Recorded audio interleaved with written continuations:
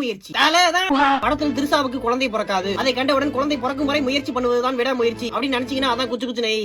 திருசாவை தூக்கிடுவாங்க, ஏகேவை தாக்கிடுவாங்க. AK sir எங்கடா மாசான entrance அப்படின்னு வருத்தப்பட்டீங்க அப்படின்னா அந்த கவலையை சவடிக்கா பாட்டுல போக்கிடுவாங்க. ஆக மொத்தம் ஏகே சாருக்கு மாஸ் என்ட்ரி கிடையாது, மாஸ் டைலாக் கிடையாது, எதுவுமே கிடையாது. படத்துல திருசா அதை விட ட்விஸ்ட்.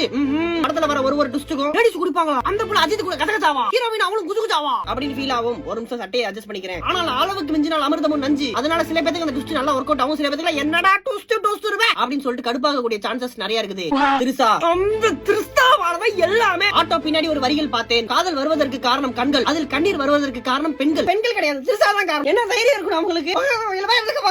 அடுத்து ரெஜினா, அவங்க வில்லன் தான் இருந்தாலும் உங்களை பாக்குறதுக்கு அக்கா சூப்பரா இருக்காங்களா அப்படிங்கிற மாதிரி இருந்துச்சு. மேடம் என்னை கிட்னாப் பண்ணுங்க மேடம்.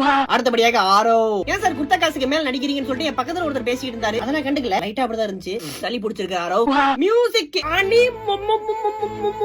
அதுலயும் அந்த பிஜிஎம் மருந்து பாரு, எல்லாரும் கத்துறாங்க அஜித்.